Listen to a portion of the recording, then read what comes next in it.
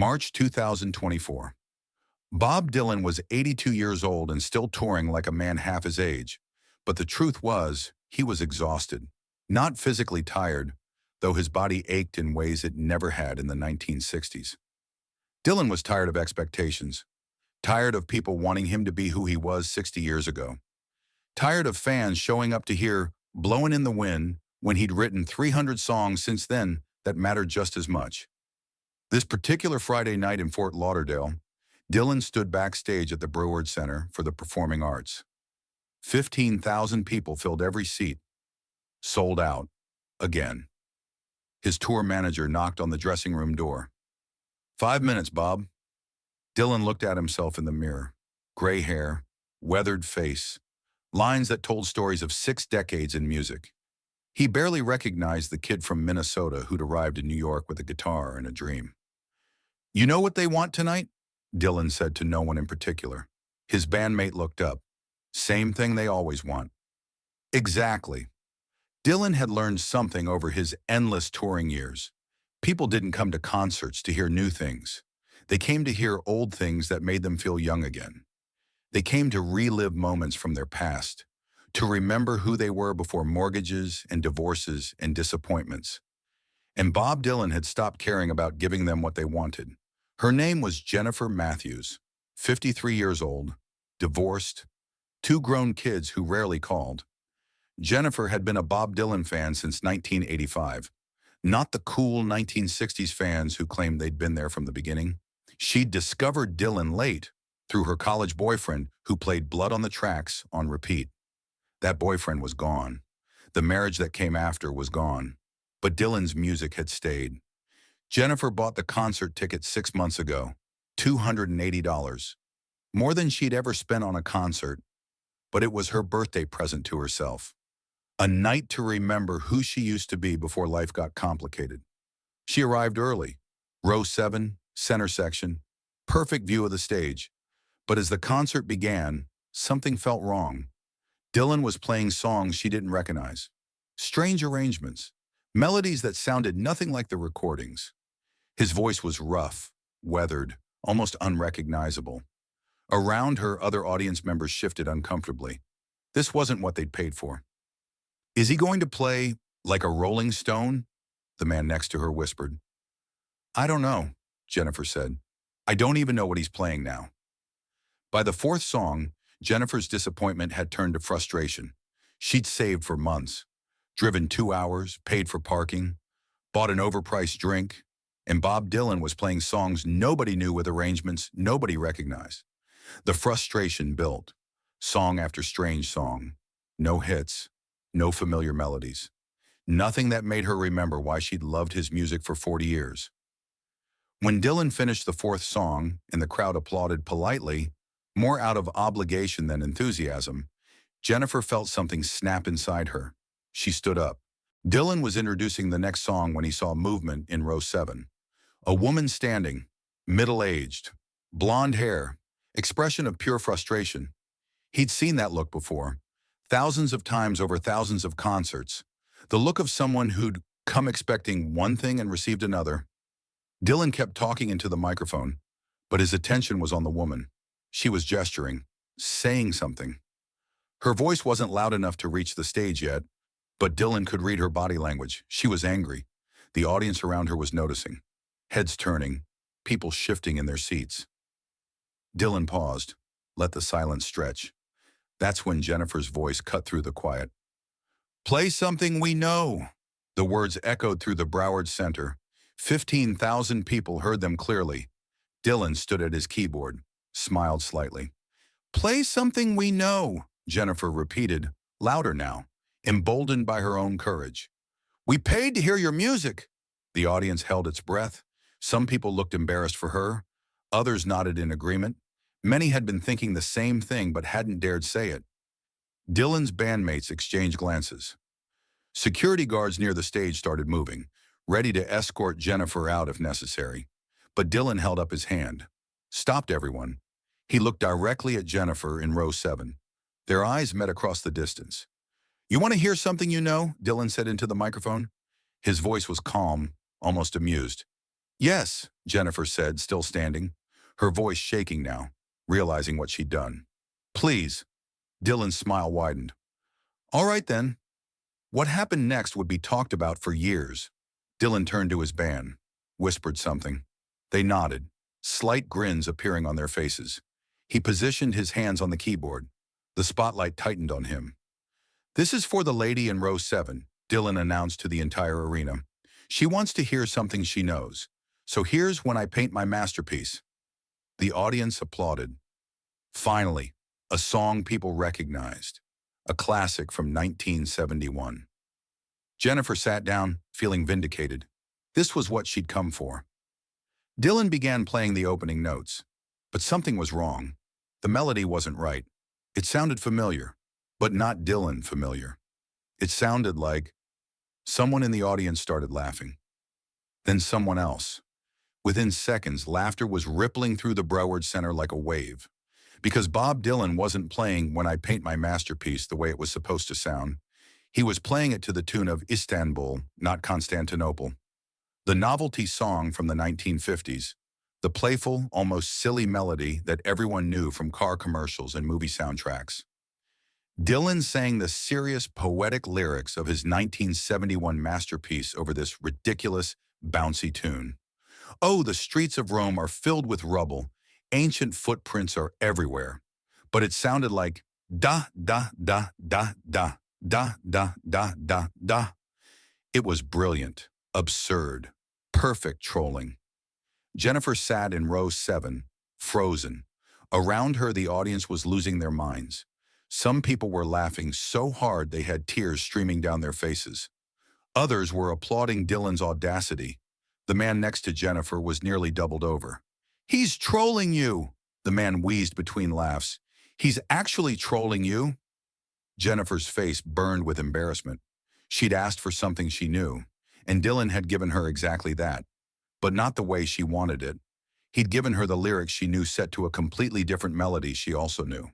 It was technically what she'd asked for, but it was also a masterclass in musical revenge. Dylan kept playing, kept singing, never broke character. His face was deadpan serious as he sang profound lyrics about art and legacy over a bouncy, ridiculous tune. The juxtaposition was perfect, and everyone in the arena understood exactly what Dylan was doing. He was making a point. You want familiarity? Here's familiarity. You want something you know? Here's two things you know smashed together in a way that makes no sense. You want me to play my old songs the old way? Then you're missing the entire point of art. Art evolves. Art changes. Art refuses to be what you expect it to be. Jennifer understood. In that moment, watching Bob Dylan troll 15,000 people, but really trolling her specifically, she understood something she'd missed for 40 years. Dylan had never been about giving people what they wanted. He'd always been about challenging them, pushing them, refusing to be comfortable. The tears that came to her eyes weren't from laughter. They were from recognition.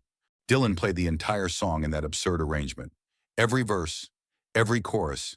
The band was grinning. They'd clearly rehearsed this arrangement, but had been waiting for the perfect moment to use it. And Jennifer's outburst had given them that moment.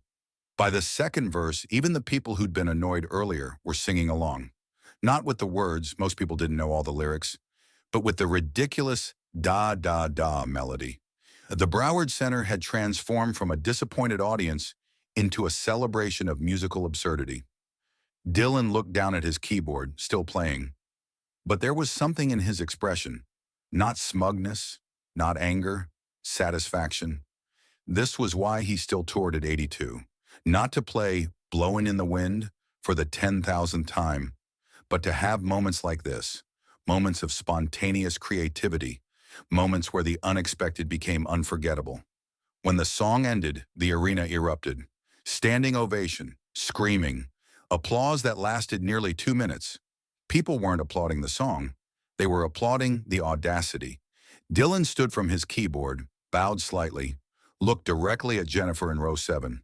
She was applauding too, tears on her face, laughing and crying at the same time. Dylan nodded to her. Just once, a small acknowledgement. Message received. After the concert, Jennifer sat in her car in the parking lot. Couldn't bring herself to drive home yet. Her phone was exploding. Text messages from friends who'd been at the concert. "Was that you? OMG, you're famous." Someone had filmed the moment, posted it online. Within hours, it was viral.